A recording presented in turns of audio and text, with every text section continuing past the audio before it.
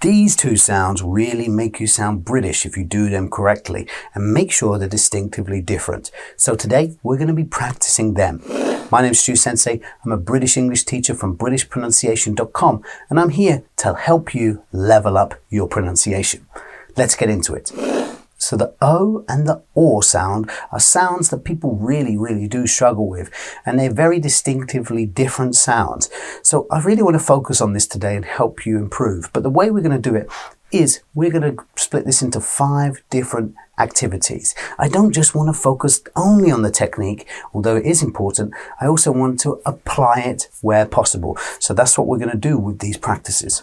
These 5 steps are, we're going to do the sound technique practice, which is very important, but then we're going to put that sound into words. There's some other sounds around the sound then that we're working on, so it makes it a little bit more tricky to focus.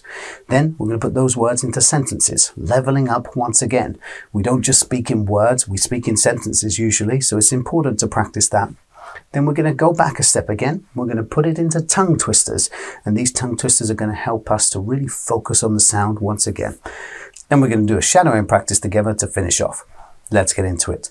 So for these 2 sounds, the biggest and quickest way you can make a distinction is just to look at your mouth position for this one. Most people don't realize, but actually for O, our mouth is slightly open. O, open, and then beginning to close. But for OR, as you could just see there, my mouth is already quite closed. It's like a kiss, isn't it? OR. Or. So that's really what I want to focus on today, to allow that distinction to begin to show. Let's put it into a practice, okay? Please repeat after me. O, O, O. Nice job. And then the other sound, or, or, or. Let's put those sounds into words. Okay, we're going to do 3 sets of words here. We're going to do the O words, then we're going to do the OR words, and then we're going to mix them together, make it a little tricky and force you to show a distinction between those 2 sounds. Let's go through the O words first. Here we go. No, show, slow, below, grow, row, throw, flow, glow, no. And now for the OR words. All, call, fall, ball, wall, tall, small, saw, pour, draw. And now we're going to put 2 words that look similar, but they have that one distinct sound difference. So we're going to practice and force you to distinguish those 2 sounds, okay? Here we go.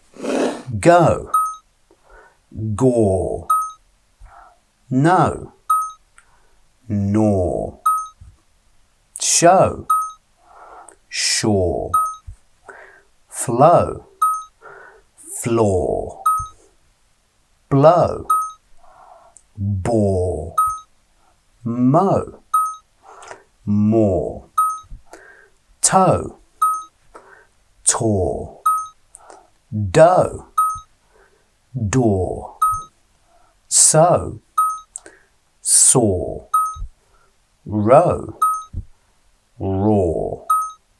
Nice job. Let's put those words into some sentences now.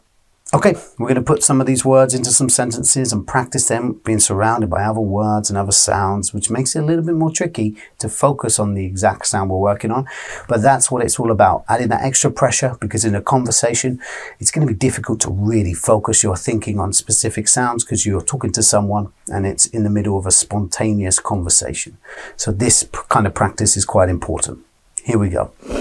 They went to see a magic show at the theatre.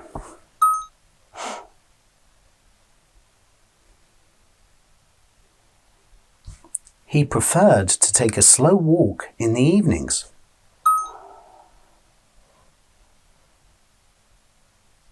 The treasure was hidden below the old oak tree.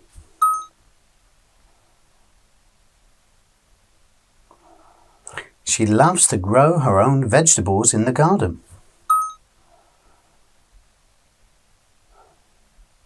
they decided to row their boat across the calm lake.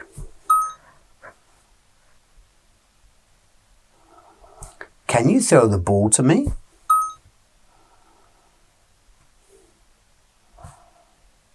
The river flow was gentle and steady. The glow from the candle lit up the room. I know we will find a solution to this problem. All the students were excited about the upcoming holiday.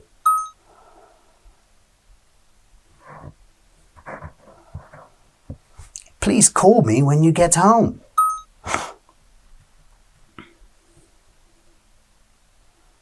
The leaves begin to fall in autumn.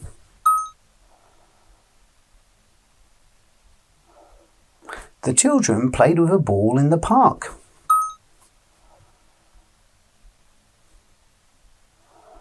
They painted the wall a bright shade of blue. The giraffe is one of the tallest animals in the world. She found a small key hidden in her drawer.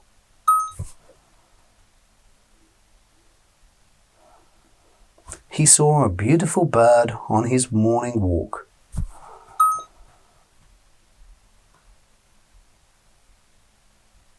The puppy hurt its paw while playing.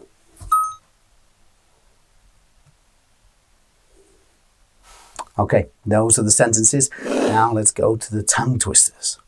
Okay, we're going to be focusing on these sounds within these tongue twisters. Let's see how you do. We're going to be doing 3 types of them though. We're going to do a slow, medium, and then the fast version. So don't worry if you can't do the fast. Make sure you keep practicing on the medium one and then gradually level up as best as you can. Let's get into it. The first one with the slow version. Joe's slow boat floats close to Paul's small ball.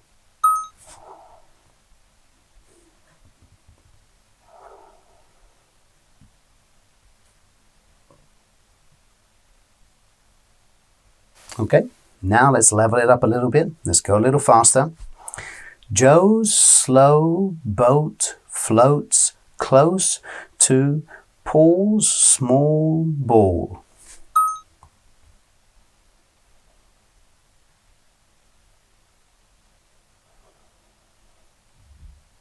Okay, and now let's go for the fast version. Here we go. Joe's slow boat floats close to Paul's small ball.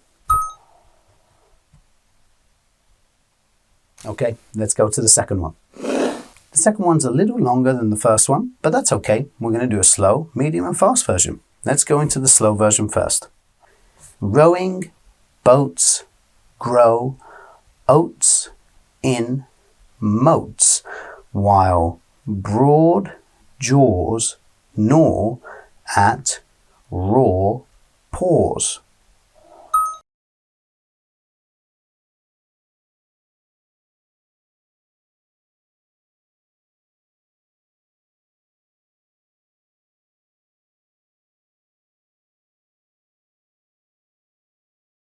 Okay, let's go to the medium version now. Are you ready? Rowing boats grow oats in moats, while broad jaws gnaw at raw paws.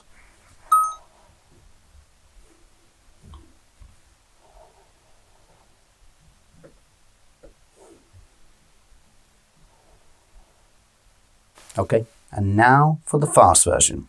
Here we go. Rowing boats grow oats in moats, while broad jaws gnaw at raw paws.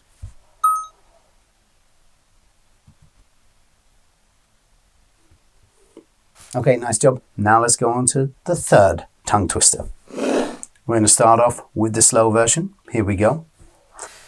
Joe throws snow on the narrow road as Paul calls for the saw.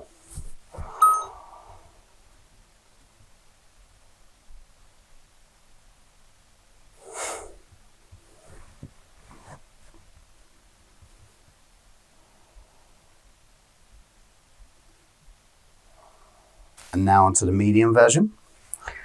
Joe throws snow on the narrow road as Paul calls for the saw.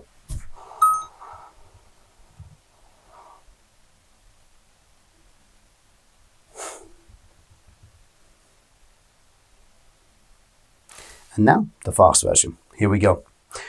Joe throws snow on the narrow road as Paul calls for the saw.